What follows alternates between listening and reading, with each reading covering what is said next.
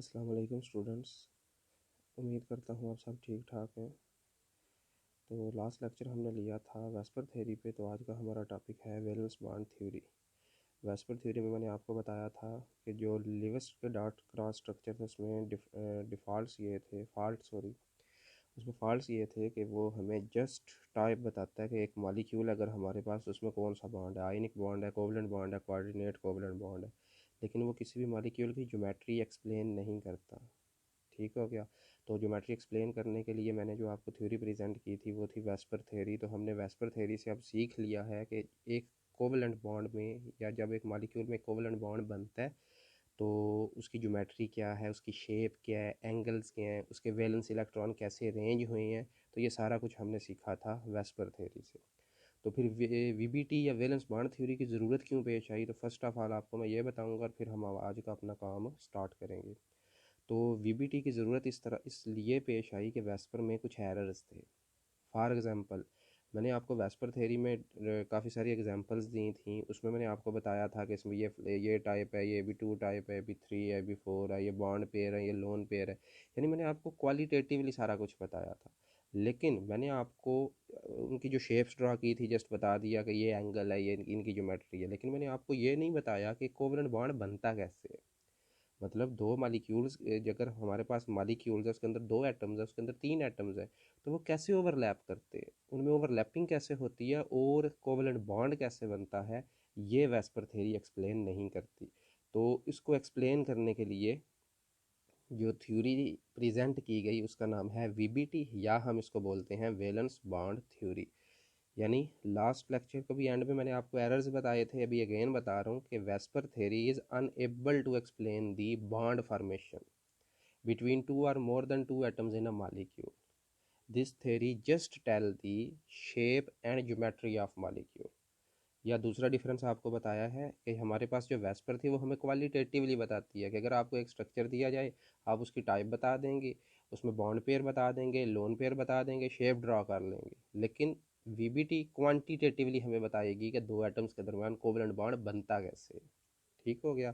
तो आज का काम स्टार्ट करते हैं। तो फर्स्ट पॉइंट, इस थ्योरी को प्रेजेंट किया था हिटलर ने और लंदन ने। ठीक हो गया। और वही बात कि इन्होंने क्वांटिटेटिवली क्वांटम मैकेनिक्स को यूज़ किया। ये ब्रांच है पूरी केमिस्ट्री की भी है, फिज़िक्स की प्रॉपर है। इस ब्रांच को यूज़ किया, मैकेनिज्म यू कैन से कह सकते हैं। इस थ्योरी की मदद से क्वांटिटेटिवली कोवलेंट बॉन्ड की एक्सप्लेनेशन बताई। पॉइंट 2 चेक करें। Later on Linus Pauling improve the theory by introducing the concept of hybridisation. जब अभी हम वीबीटी, आज हमारे दो टॉपिक्स हैं, पहले हम वीबीटी कवर करेंगे फिर हिब्रिडाइजेशन कवर करेंगे। तो वीबीटी जब कंप्लीट होगी तो इसमें भी एक छोटा सा एरर था। ठीक है, एरर ना कहें या ये क्या लें, थोड़ी सी मॉडिफिकेशन की ज़रूरत थी। तो वो जो मॉडिफिकेशन थी वो लिनस पॉलिंग ने की। जैसे वो मॉडिफिकेशन आएगी मैं वहाँ मेंशन करूँगा। नेक्स्ट पॉइंट चेक करें।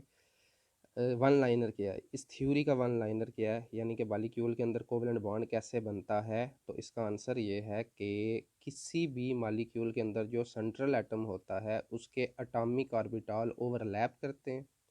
ठीक हो गया। और वो जो एटॉमिक ऑर्बिटल है वो हाफ फील्ड या पार्शियली फील्ड होने चाहिए। हाफ फील्ड या पार्शियल फील्ड का क्या मतलब होगा, उनमें आधे इलेक्ट्रॉन होने चाहिए। फॉर एग्जांपल अगर एस है तो एस ऑर्बिटल के अंदर कुल दो इलेक्ट्रॉन है, तो कोवलेंट बॉन्ड वो नहीं बना सकता क्योंकि उसका ऑर्बिटल कंप्लीट है। लेकिन अगर इसके अंदर एक इलेक्ट्रॉन होगा तो वो कोवलेंट बॉन्ड बनाएगा। सिमिलरली अगर हम पी की बात करें तो 6 इलेक्ट्रॉन है, लेकिन अगर हम उसके ऑर्बिटल की बात करें तो पी एक्स है, पी वाई है, पी जी है। ये इलेक्ट्रॉनिक कन्फिग्रेशन में हमने किया था। तो पी एक्स में दो इलेक्ट्रॉन है, पी वाई में दो इलेक्ट्रॉन है, पी जी में दो इलेक्ट्रॉन है। अगर ये कंप्लीट है तो कोई कोवलेंट बॉन्ड नहीं बनेगा। लेकिन अगर वो हाफ फिल्ड है, यानी आप कह सकती हैं कि उसके अंदर 3 इलेक्ट्रॉन है, उसके अंदर दो इलेक्ट्रॉन है, उसके अंदर अगर एक इलेक्ट्रॉन है, यानी ऑर्बिटल आपने देखना है। आसानी के लिए बता देता हूँ, एक ऑर्बिटल में मैक्सिमम दो इलेक्ट्रॉन आते हैं, तो अगर उसमें एक इलेक्ट्रॉन है तो वो कोवलेंट बॉन्ड बनाएगा। तो डेफिनेशन चेक करें। Valence bond theory assumes that all bonds are localized bond formed between two atom. Localized mean वो दो एटम्स के दरमियान इलेक्ट्रॉन शेयर होते हैं। Form between two atom by the donation of an electron from each atom. यानी कि covalent bond, ये आप ये कह सकते हैं कि ये कोवलेंट बॉन्ड की definition. Next, valence bond theory describe covalent bond formation as well as electronic structure of molecule, यानी इसके अंदर इसके बेनिफिट्स ये हैं कि हमें सिर्फ ये कोवलेंट बॉन्ड की फॉर्मेशन बताती है बल्कि इलेक्ट्रॉनिक स्ट्रक्चर भी बताती है। तो आगे हमारे पास जब स्ट्रक्चर आएंगे तो मैं आपको बता दूँगा। The theory assumes that electron occupy atomic orbital of individual atom within a molecule and that the electron of one atom are attracted to the nucleus of another atom। यानी अगर एक एटम में कोवलेंट बॉन्ड बनता है तो क्या होता है, म्यूचुअल शेयरिंग होती है, दोनों एटम एक एक इलेक्ट्रॉन प्रोवाइड करते हैं। तो ये पॉइंट ये बता रहा है कि वो जो दोनों एटम एक एक इलेक्ट्रॉन प्रोवाइड कर रहे हैं, वो जो एक इलेक्ट्रॉन पेयर बनेगा उसको अट्रैक्ट करने के लिए दो न्यूक्लियाई होंगे, यानी जिन दो एटम्स के दरमियान वो इलेक्ट्रॉन शेयर हो रहे हैं उनके न्यूक्लियाई उन इलेक्ट्रॉन्स को अट्रैक्ट करेंगे। जी, ये प्रॉपर वीबीटी की you can say first postulate होगा कि covalent bond is formed by the overlapping of half filled valence atomic orbitals of two different atoms. जिस तरह मैंने आपको थोड़ी देर पहले बताया है कि कोई से अगर दो एटम्स हैं, हम उनकी इलेक्ट्रॉनिक कन्फिग्रेशन लिखेंगे, हम चेक करेंगे उनका पार्शियली फिल्ड या हाफ फिल्ड कौन सा ऑर्बिटल है। तो किसी भी एटम के जो हाफ फिल्ड ऑर्बिटल्स होंगे वो ओवरलैप कर लेंगे और वो कम्प्लीटली फिल्ड ऑर्बिटल बना देंगे, उनमें ओवरलैपिंग रीजन आ जाएगा। नेक्स्ट एक दो स्लाइड के बाद वो मैं स्ट्रक्चर भी दिखाता हूँ, ओवरलैपिंग रीजन आ जाएगा और उनमें कोवलेंट बॉन्ड बन जाएगा। Next point, electron in the overlapping orbital gets paired and confined between the nucleus of two atom, यानी वो इकट्ठे हो जाएंगे और दोनों एटम्स के न्यूक्लियाई उन्हें अट्रैक्ट करेंगे। Electronic density between the bonded atom increase due to overlapping, this confers stability to molecule. यानी पहले उन दोनों का एक एक इलेक्ट्रॉन था उनके या हाफ फिल्ड ऑर्बिटल्स के अंदर इलेक्ट्रॉन थे, लेकिन कहता जब वो कम्प्लीटली फिल्ड होंगे, ओवरलैप्ड रीजन आ जाएगा, तो अब दो एटम उनको अट्रैक्ट करेंगे तो उनमें डिस्टेंस भी कम होगा, दो एटम्स के दरमियान डेंसिटी मैक्सिमम हो जाएगी और इस तरीके से एटम जो है या जो वो मॉलिक्यूल बना है वो स्टेबल हो जाएगा। Next, greater the extent of overlapping stronger is the bond form. जी डेफिनेटली, जितनी ज़्यादा ओवरलैपिंग होगी, जितना ज़्यादा ओवरलैपिंग रीजन होगा उतना स्ट्रॉन्गर बॉन्ड बनेगा। Direction of covalent bond is along the region of overlapping of atomic orbital, यानी कोवलेंट बॉन्ड इज डायरेक्ट, यानी उसमें डायरेक्शन क्या होगी कि किस साइड से या किस डायरेक्शन से, किस एक्सिस से यू कैन से वो ओवरलैपिंग हुई है, तो उस हवाले से उसकी डायरेक्शन बन जाएगी। ठीक हो गया, ये सारा था थ्योरेटिकली मैंने आपको बता दिया। अब नेक्स्ट हम स्लाइड्स में क्या करते हैं, कुछ छोटे छोटे स्ट्रक्चर्स देखते हैं और ओवरलैपिंग देखते हैं। तो उन ओवरलैपिंग्स को करने के लिए आपको ऑर्बिटल्स पता होना चाहिए। तो हम ज़्यादातर जो डिस्कस करेंगे वो एस ऑर्बिटल डिस्कस करेंगे जो शेप में स्फेरिकल है, और हम पी ऑर्बिटल डिस्कस करेंगे जिसकी तीन आगे टाइप्स थी, पी एक्स था, पी वाई था और पी जी था। जी, there are two types of covalent bond based upon the pattern of overlap, यानी जब एलिमेंट्स ओवरलैप करेंगे तो दो तरह के बॉन्ड बनेंगे। नंबर वन हमारे पास होगा सिग्मा बॉन्ड, उसका ये स्ट्रक्चर है। ठीक हो गया, तो व्हाट इज सिग्मा बॉन्ड, इसमें ओवरलैपिंग होगी head to head. Head to head mean दोनों एटम फेस टू फेस अपने ऑर्बिटल्स को मिक्स करेंगे। इस शेप को पहले ये जो मैंने अभी आप टिक की है, इस शेप को मैं भी ड्रा करता हूँ। बेसिकली इसकी जो शेप होगी वो कुछ यूँ होगी, ये एक ऑर्बिटल होगा, ये दूसरा ऑर्बिटल होगा। ठीक हो गया, हेड टू हेड ओवरलैप कैसे होगी, यहाँ चेक करें, ये इनमें ओवरलैप हो जाएगी, ये टिक वाला जो रीजन है ये ओवरलैपिंग रीजन है जो यहाँ भी मैंने आपको मेंशन किया। तो ओवरलैपिंग कितनी तरह की होगी, दो तरह की, एक को हम बोलेंगे हेड टू हेड ओवरलैप, और ये जो दूसरी जी, तो फर्स्ट मैंने आपको बता दिया हेड टू हेड ओवरलैप, और ये जो दूसरी हमारे पास ओवरलैप होगी ये साइड वेज होगी। इसको आप इस तरीके से भी रिप्रेजेंट कर सकते हैं, इसको आप इस तरीके से भी रिप्रेजेंट कर सकते हैं। ये रीजन होगा साइड वेज ओवरलैप का। तो जो भी एलिमेंट्स वगैरह होंगे या एटम्स के जो ऑर्बिटल्स होंगे वो हेड टू हेड ओवरलैप अगर करेंगे तो हमारे पास बनेगा सिग्मा बॉन्ड, और अगर वो साइड वेज ओवरलैप करेंगे, पैरेलल ओवरलैप करेंगे तो वो होगा पाई बॉन्ड। तो देखें, sigma bond is a covalent bond formed by linear overlap, linear की जगह आप हेड टू हेड भी कह सकते हैं, और pi bond is a covalent bond formed via parallel overlap या साइड वेज ओवरलैप। अब नेक्स्ट हम देखेंगे कि टाइप्स क्या हैं, सिग्मा बॉन्ड्स की कौन सी टाइप्स हैं, पाई बॉन्ड की कौन सी टाइप्स हैं। Sigma bond, the covalent bond form due to overlapping of atomic orbital along the internuclear distance, यानी हेड टू हेड भी मैंने इसको बताया, या दो एटम्स के न्यूक्लियस के बिल्कुल दरमियान में। मैं अक्सर कहता होता हूँ कि अगर फॉर एग्जांपल दो मोटे बंदे हैं वो आपस में मिलते हैं, तो क्या होता है, उनकी बैलीज एक दूसरे से टकरा देती हैं, तो ये हेड टू हेड ओवरलैप इसको हम कह सकते हैं। It is stronger bond and cylindrically symmetrical, यानी स्ट्रॉन्गर तो समझ आ गई कि हेड टू हेड ज़ाहिर है, फेस टू फेस मिल रहे हैं तो स्ट्रॉन्गरली मिलेंगे, और सिमेट्रिकल का मतलब है कि सारी डेंसिटी उन दो एटम्स के इंटर न्यूक्लियर डिस्टेंस के दरमियान होगी। Number two, depending upon the type of over orbitals overlapping the sigma bond is divided to following types, ये उनकी टाइप्स है। ये डिपेंड करता है ऑर्बिटल कौन सा है। अगर एस ऑर्बिटल है, दूसरा भी एलिमेंट है, उसका जो पार्शियली फिल्ड इलेक्ट्रॉन्स है एस में ही है, तो एस टू एस, तो इसको हम sigma S to S overlap बोलेंगे। अगर एक एलिमेंट है, उसका जो पार्शियली फिल्ड इलेक्ट्रॉन है पी में है, दूसरे एटम का भी पार्शियली फिल्ड इलेक्ट्रॉन पी में है, तो ये बॉन्ड बनेगा। सिमिलरली अगर एक एस है, दूसरा पी है, इसकी नेक्स्ट में शेप भी बताऊंगा। अगर एक एस है स्फेरिकल है, दूसरा डम्बल यानी पी ऑर्बिटल है, अगर ये ओवरलैपिंग करेंगे तो ये sigma S to P bond होगा। यानी यू कैन से जो सिग्मा बॉन्ड है उसके आगे तीन किस्में हैं, sigma S S bond, sigma P P bond और सिग्मा एस पी बॉन्ड। जी, ये first type S to S, यानी जब दो एस ऑर्बिटल्स आपस में ओवरलैप करेंगे तो ये एस टू एस बनेगा। ये चेक करें, यहाँ इसका ये एक इलेक्ट्रॉन है, यहाँ इसका एक इलेक्ट्रॉन है, तो होगा क्या, ये इनका ओवरलैपिंग रीजन होगा और ये sigma S to S bond बन जाएगा। बिल्कुल ईजी है। पी टू पी बॉन्ड देखें, दोनों पी ऑर्बिटल है, ओवरलैप करेंगे, पहले एक एक इलेक्ट्रॉन था ओवरलैपिंग रीजन में, अब दो इलेक्ट्रॉन्स आ गए हैं, तो ये sigma P to P bond बनेगा। सिमिलरली ये sigma S to P bond है, यानी ये फर्स्ट वाला जो ऑर्बिटल है, ये वाला एस ऑर्बिटल है, ये वाला जो है वो पी ऑर्बिटल है, ये इनमें ओवरलैपिंग रीजन है, तो ये कौन सा बन गया, sigma S to P bond.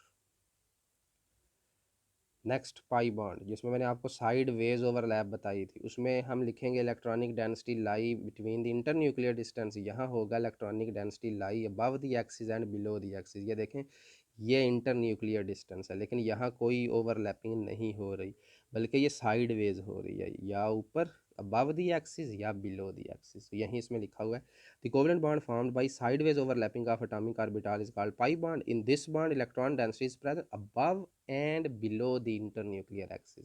It is relatively weaker bond since electrons are not strongly attracted. जाहिर है उसमें दोनों इलेक्ट्रॉन इंटरन्यूक्लियर डिस्टेंस के दरमियान थे, तो यहाँ डेंसिटी स्प्रेड हो रही है अबव और बिलो, तो जब वो डेंसिटी स्प्रेड हो जाएगी तो डेफिनेटली ये बॉन्ड इतना स्ट्रॉन्गर नहीं होगा। ठीक हो गया। तो कुछ रिव्यू करते हैं। अभी तक हमने क्या पढ़ा कि किसने वैलेंस बॉन्ड, बल्कि सबसे पहले आपको मैंने बताया कि वैलेंस बॉन्ड थ्योरी की ज़रूरत क्यों पेश आई, दूसरे नंबर पे बताया कि किन्होंने रिप्रेजेंट की। नेक्स्ट मैंने आपको बताया कि इसकी कुछ अजम्पशंस क्या हैं, कोवलेंट बॉन्ड कैसे बनता है। फिर हमने ये डिस्कस किया कि कोवलेंट बॉन्ड की टाइप्स कौन सी हैं, यानी सिग्मा और पाई। फिर हमने उसकी डायग्राम्स की मदद से ओवरलैपिंग देखी। तो अब हम मुख्तलिफ स्ट्रक्चर्स करेंगे, एग्जाम्पल्स करेंगे। जी, इलस्ट्रेशन या स्ट्रक्चर्स, इसको करने के लिए सबसे पहली चीज़ जो बेसिक चीज़ है वो आपको आनी चाहिए, इलेक्ट्रॉनिक कन्फिग्रेशन। जिस तरह वेस्पर में भी मैंने इसीलिए आपको असाइनमेंट भी दी है। सबसे पहले हम लिखेंगे किसी भी एलिमेंट की इलेक्ट्रॉनिक कन्फिग्रेशन, ये हमारे पास स्टेप नंबर 1 होगा। स्टेप नंबर 2 में हम क्या करेंगे, चेक करेंगे उसका वैलेंस शेल कौन सा है और उस वैलेंस शेल्स के अंदर कौन से ऑर्बिटल्स जो हैं वो पार्शियली फील्ड है। ठीक हो गया, हाफ फील्ड है। फिर जितने हाफ फील्ड होंगे उतने पॉइंट्स पे ओवरलैपिंग होगी, जितने पॉइंट्स पे ओवरलैपिंग होगी उसी पॉइंट पे या उसी एक्सिस पे कह सकती हैं, या उसी जगह पे कोवेलेंट बॉन्ड बनेगा, जो उसकी ज्योमेट्री भी डिस्क्राइब करेगा, एंगल्स भी डिस्क्राइब करेगा, स्ट्रक्चर भी डिस्क्राइब करेगा। और एक बात याद रख लें, जो हम वेस्पर में कर रहे हैं बेसिकली हमारा 50% 70% वो ही काम है। उसमें जो एरर्स हैं जस्ट वो वीबीटी में, अगर हम बोलें हम वेस्पर करते ही नहीं है तो उसके बगैर ये पॉसिबल नहीं। यानी अभी भी बॉन्ड एंगल्स वगैरह, ज्योमेट्री वगैरह, स्ट्रक्चर्स वगैरह वेस्पर वाले ही होंगे, लेकिन कोवलेंट बॉन्ड कैसे बना है हम इस थ्योरी में जस्ट ये फोकस करेंगे। हम यहाँ जस्ट ओवरलैपिंग बताएंगे, कोवलेंट बॉन्ड कौन सा बना है ये बता देंगे, बाकी एंगल, ज्योमेट्री, लेंथ वो सारा अकॉर्डिंग टू वेस्पर ही होगा। जी, एग्जांपल नंबर 1, H2 मॉलिक्यूल के हाइड्रोजन H2 कैसे बनता है, तो चेक करें। First of all the electronic configuration of hydrogen atom in the ground state, यानी ये ग्राउंड स्टेट मीन जो आप अकॉर्डिंग टू इलेक्ट्रॉनिक कन्फिग्रेशन करते हैं, देखें क्या है 1s2, इसका मतलब है इसकी एस में एक इलेक्ट्रॉन है, हालांकि एस में दो आते हैं तो एक है, तो इसका मतलब है ये हाफ फील्ड है। ठीक हो गया, तो ये एक एच है, दूसरे एच के पास भी एक हाफ फील्ड है। ये नीचे स्ट्रक्चर देखें, ये एक हाइड्रोजन है उसके पास एक हाफ फील्ड ऑर्बिटल है, ये दूसरा है उसके पास भी 1s हाफ फील्ड है।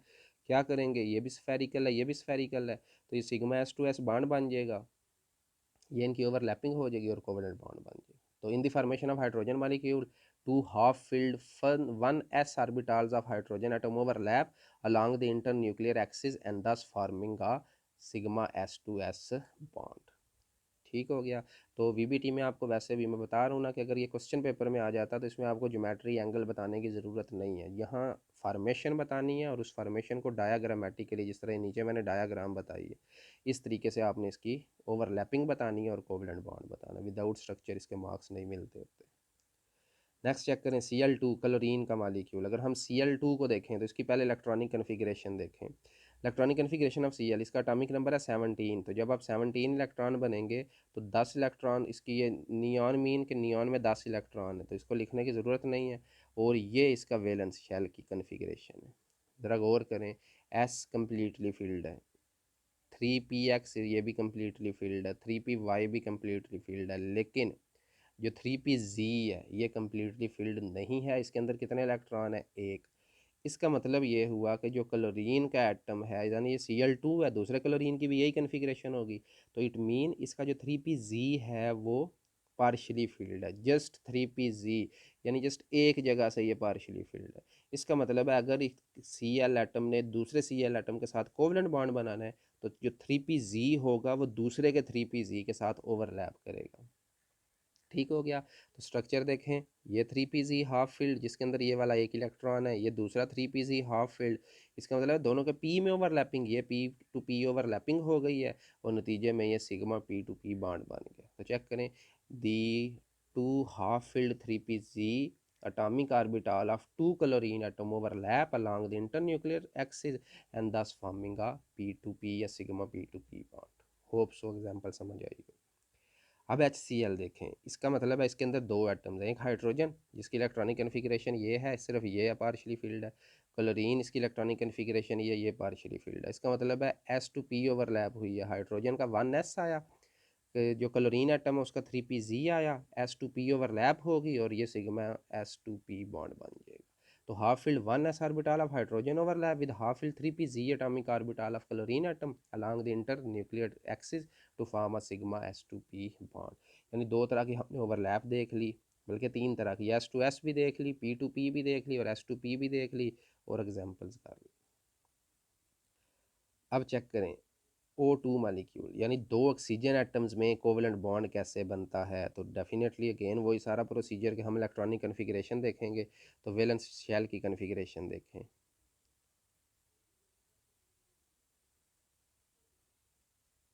जी ये चेक करें, 2s कंप्लीट है, 2px कंप्लीट है, लेकिन ये दो जो हैं ये हमारे पास इनकम्प्लीट है।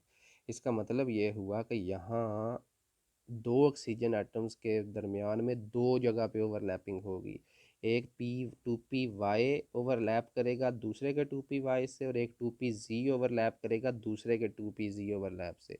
और इस केस में याद रखना है हमेशा हेड टू हेड ओवरलैप नहीं होगी, पहली जो ओवरलैप है जस्ट वो हेड टू हेड होगी, लेकिन जो दूसरी ओवरलैप होनी है वो साइडवेज होगी। तो first head to head overlap है तो सिग्मा बॉन्ड बनेगा, और जब दूसरी होगी साइडवेज तो एक पाई, यानी हम ये कहेंगे ऑक्सीजन में डबल बॉन्ड होता है, एक उसमें सिग्मा बॉन्ड होगा और एक उसमें पाई बॉन्ड होगा। चेक करें, the half-filled 2py orbital of two oxygen atom overlap along the internuclear axis and form sigma p2p bond।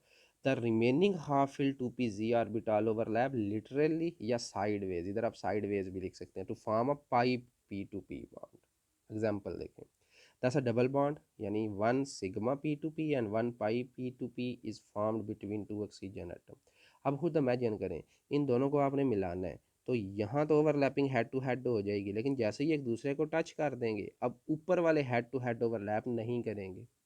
क्यों नहीं करेंगे? इसकी सिंपल एग्जांपल है कि अगर फॉर एग्जांपल दो स्टूडेंट्स आपस में मिलते हैं, ठीक है, उनके दरमियान में एक स्टिक है, यानी उनके बैलेंस के साथ एक एक स्टिक लगी हुई है, तो अगर वो दोनों आपस में मिलते हैं तो जब दरमियान में स्टिक आ जाएगी तो अब उनकी पूरी बॉडी एक दूसरे से टच नहीं होगी। यानी अगर दरमियान में कोई स्टिक या कोई चीज़ नहीं है तो उनकी जब वो मिलेंगे, गले मिलेंगे तो फुल बॉडी टच होती है, लेकिन अगर दरमियान में कोई चीज़ आ जाती है तो उस सूरत में क्या होगा, वो या हाथों को अटैच कर सकते हैं, ठीक हो गया, या आप कह सकती हैं पाँव को अटैच कर सकते हैं। बड़ी आसान एग्जांपल है, आप इमेजिन कर लें दो ठीक ठाक मोटे बंदे आपस में मिलते हैं, तो इमेजिन करें क्या उनकी फुल बॉडी मिलेगी?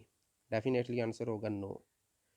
तो इसी तरीके से यहाँ भी होगा, जब यहाँ इन दोनों ने ओवरलैपिंग करनी है तो एक तो हेड टू हेड हो जाएगी, ये रेड कलर में देखें, ये इनमें सिग्मा बॉन्ड बन जाएगा, और जो दूसरी इनमें होगी वो साइड वेज ओवरलैप हो जाएगी ये जगह, और इनमें जो है एक पाई बॉन्ड बन जाएगा।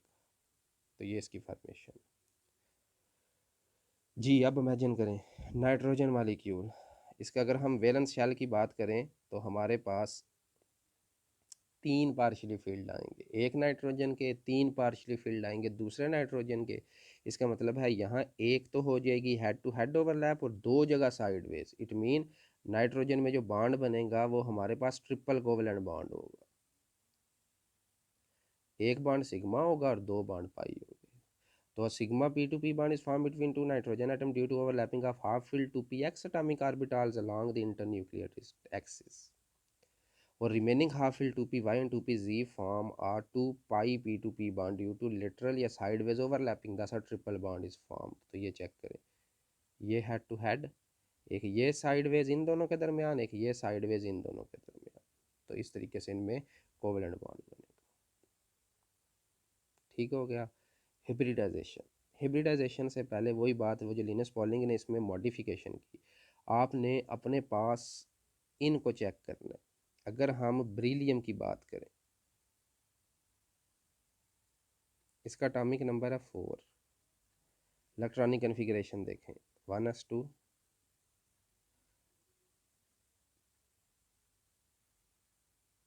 2s2,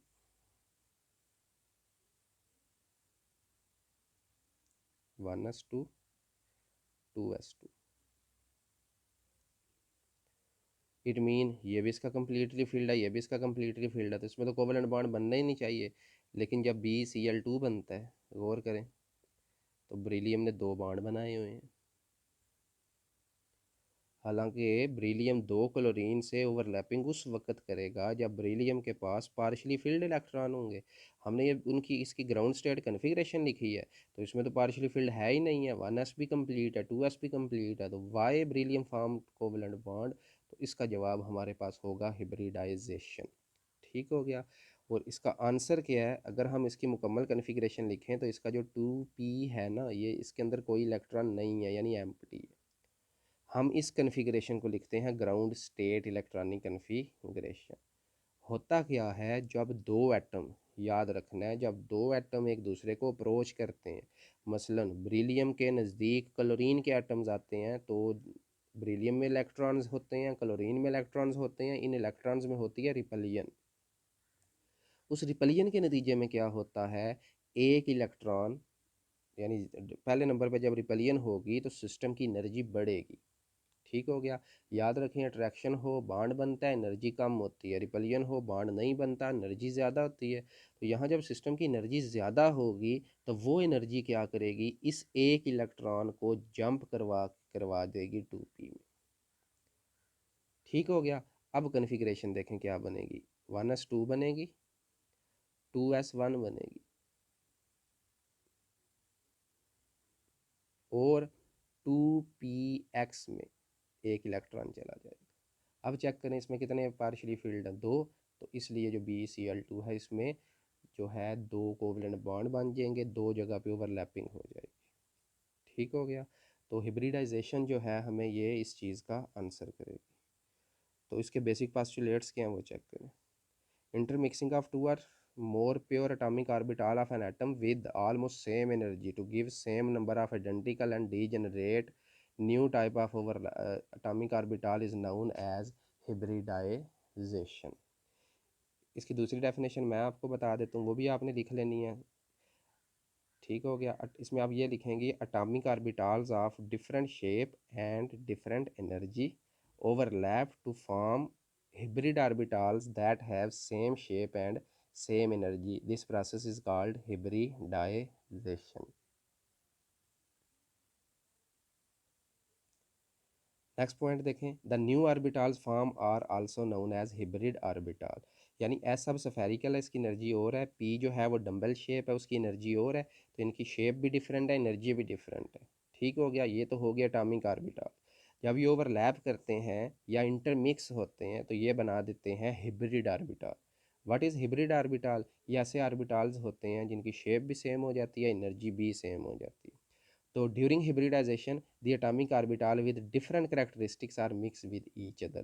डिफरेंट करेक्टरिस्टिक्स में क्या हो सकता है? एस एस मिक्स हो सकता है, एस टू एस मिक्स हो सकता है, एस पी के साथ मिक्स हो सकता है, एस और पी डी के साथ मिक्स हो सकते हैं। तो बिफोर मिक्सिंग उनकी शेप भी डिफरेंट, उनकी एनर्जी भी डिफरेंट, लेकिन आफ्टर मिक्सिंग उनकी शेप भी सेम, एनर्जी भी सेम। तो दोबारा डेफिनेशन रिवाइज करवा रहा हूँ क्योंकि आगे इसकी जितनी टाइप्स हैं आप इसमें ये डेफिनेशन मेरे वाली ऐड कर सकते हैं। Atomic orbitals of different shape and different energy are intermixed to form hybrid orbitals of same shape and same energy। This process is called hybridization। जी, ये हिब्रिडाइजेशन की टाइप्स हैं। एस पी, तो कितने एस हैं इसमें? एक। कितने पी हैं? एक। तो आप लिख सकते हैं intermixing of one S and one P atomic orbital of different shape and different energy to produce hybrid orbital S P, hybrid orbital of same shape and same energy. यानी जब एक एस ऑर्बिटल और एक P orbital mix होगा तो ये S P बनेगा। S P to, नाम पे फोकस करें। एक एस ऑर्बिटल, दो पी ऑर्बिटल, तो थ्री टोटल हिब्रिड ऑर्बिटल बनेंगे, तो ये sp2 hybridisation. Similarly sp3 hybridisation में एक एस और तीन पी मिक्स होंगे, कितने बन गए? चार, तो फोर हिब्रिड ऑर्बिटल बन जाएंगे। sp3d, इसमें कुल देखें वन एस मिक्स होगा, थ्री पी ऑर्बिटल मिक्स होंगे, वन डी होगा, तो ये फाइव टोटल ऑर्बिटल मिक्स होंगे। नेक्स्ट sp3d2, तो इसके नेम पे फोकस करें। एक S, three P, two D, तो ये six total orbital, hybrid orbital six बनेंगे। सिमिलरली sp3d3, तो इसमें जो हिब्रिड ऑर्बिटल होंगे वो टोटल सेवन बनेंगे। ठीक हो गया। तो पहली एग्जांपल हो गई जी, हो जाएगी हमारे पास sp हिब्रिडाइजेशन। तो डेफिनेशन चेक करें। Intermixing of one S and one p orbital of almost equal energy to give two identical and degenerate hybrid orbitals is called sp hybridisation.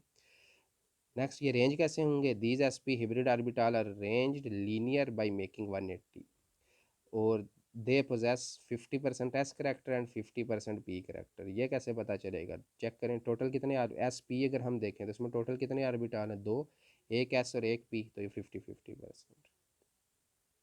S P two देखें। पहले definition, intermixing of one S and two p orbital of almost equal energy to give the three identical and degenerate hybrid orbital is known as sp2 hybridization. अब इसमें total तीन हैं, तो ये trigonal planar symmetry geometry इनकी बनेगी और angle 120 होगा, यानी अकॉर्डिंग टू ये तकरीबन आलमोस्ट वेस्पर जैसे ही। हाँ, इसमें करेक्टर चेंज हो जाएगा, ओवरलैपिंग चेंज हो जाएगी। sp2 में जो एस करेक्टर है वो 33.3% है और जो पी करेक्टर है वो 66.6। अब ये कैसे है? एस उसमें एक है, टोटल तीन है, तो one divided by three multiply 100, तो ये एस करेक्टर आएगा, और two divided by three multiply 100 तो पी करेक्टर आएगा। तो अगर आपसे कोई पूछ ले कि कौन सी हिब्रिडाइजेशन या कौन सी ओवरलैपिंग स्ट्रॉन्ग है, एस पी या एस पी टू, तो आंसर होगा एस पी, क्योंकि उसमें जो एस करेक्टर होता है वो 50% होता है। जितना ज़्यादा एस करेक्टर होगा उतनी ज़्यादा ओवरलैपिंग होगी। और ये देखें, ये तीन डिफरेंट थे, इनकी शेप भी डिफरेंट, एनर्जी भी डिफरेंट, अब ये तीनों सेम टू सेम हो गए। तो this process is called hybridisation. sp3, अब डेफिनेशन आप खुद देख लें। इसमें टोटल चार बनेंगे, टेट्राहेड्रल रेंज होंगे, 109.5 एंगल होगा, और अब इसमें एस करेक्टर, अब टोटल चार हिब्रिड है तो एस एक ही है तो 25% होगा, और जो पी करेक्टर होगा वो 75 होगा। सिमिलरली sp3d हिब्रिडाइजेशन है, इसमें अब देखें एक एस, थ्री पी और वन डी होंगे, कुल कितने बन गए? थ्री और टू फाइव ऑर्बिटल होंगे। ज्योमेट्री इसमें कौन सी होगी? ट्राइगोनल बाई पैरामिडल होगी। और इसमें देखें the second point, along them three are range in trigonal plane and remaining two orbital present above and below the trigonal plane, तो ये उनकी शेप बनेगी। और इसमें अब एस करेक्टर देखें 20% रह गया, पी 60% है और सिमिलरली डी 20% है। नेक्स्ट हमारे पास बनेगा sp3d2 हिब्रिडाइजेशन। तो इसमें क्या होगा? वन एस, थ्री पी और टू डी मिक्स होंगे, सिक्स हिब्रिड ऑर्बिटल बन जाएंगे, और ये ऑक्टाहेड्रल सिमेट्री होगी, 90 का एंगल बनेगा, और ये इस तरीके से अरेंजमेंट इनकी होगी। बाकी ये रीड आपने कर लेना। sp3d3, total seven hybrid orbital बनेंगे, 72 का एंगल होगा, ये ज्योमेट्री होगी, ये सारी शेप होगी। जी, समरी।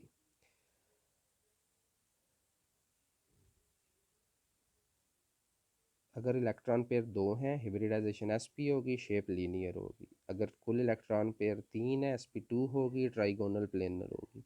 अगर इलेक्ट्रॉन पेयर चार हैं sp3 होगी, टेट्राहीड्रल हो सकती है, पैरामिडल हो सकती है, बेंट हो सकती है। ये इसमें पैरामिडल और बेंट क्यों होंगी, जिस तरह वेस्पर में हमने पढ़ा था, अगर लोन पेयर बॉन्ड पे रिपल्जन आ जाए तो वो पैरामिडल हो जाती है, और अगर लोन पेयर रिपल्जन हो तो वो बेंट होगी। 5 इलेक्ट्रॉन पेयर हूँ तो sp3d होगी, ट्राइगोनल बाई पैरामिडल होगी, या ट्राइगोनल प्लेनर या लीनियर होगी।